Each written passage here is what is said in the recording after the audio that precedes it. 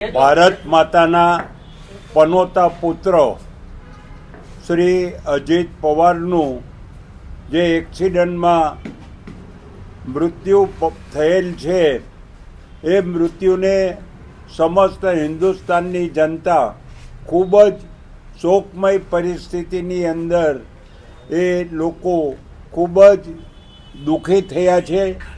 કારણ કે વ્યક્તિ કયો વિચાર ધરાવે છે એ મહત્ત્વનું નથી, પરંતુ જે વિચાર ધરાવે છે એની અંદર એ સતત લખતા રહે એ મહત્ત્વની વાત છે।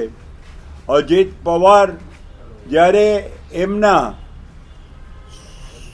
જે શરદ પવાર છે એ શરદ પવાર સાથે વર્ષોથી કામ કરતા હતા, પરંતુ જ્યારે લાગ્યું કે શરદ પવાર જૂની વિચારશ્રેણી અને જુદા કાર્યક્રમમાં એ લોકો રાચે છે અને નવી વિચારશ્રેણી અને બદલાતા યુગની અંદર આવશ્યકતા પ્રમાણે એમને અજીત પવારે જે જુદા પક્ષની અંદર એ સામેલ થયા અને સામેલ થયા પછી એમને ખૂબ જ સક્રિય થઈ અને રાષ્ટ્રનું કામ કર્યું છે।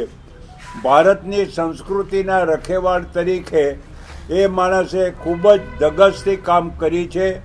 પોતાના પરિવારના સભ્ય સાથે પણ સંઘર્ષ કરી અને પોતાની વિચારધારાને એને ખૂબ જ મક્કમ રીતે આગળ વધારી છે।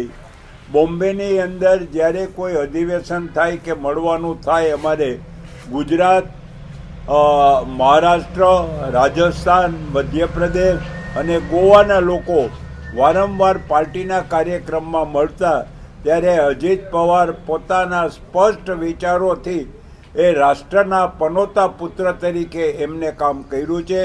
આવા પનોતા પુત્રને આપણે સૌ એમને શ્રદ્ધાંજલિ આપીએ અને એ વ્યક્તિએ કરેલા કામની અંદર અધૂરપ જે કંઈ રહી હોય, એમના વિચારો જે કંઈ રાષ્ટ્રને સમર્પિત થવા માટે કરેલા હોય એ કાર્ય બાકીના લોકો પૂર્ણ કરે એવી ઈશ્વરને પ્રાર્થના। અજીત પવારને હું મારા વતી અને મારા પક્ષ વતી હું શ્રદ્ધાંજલિ આપું છું, પુષ્પાંજલિ આપું છું, સ્મરણાંજલિ આપું છું। ઈશ્વર એમના આત્માને ખૂબ શાંતિ આપે એવી પ્રાર્થના કરું છું। આભાર।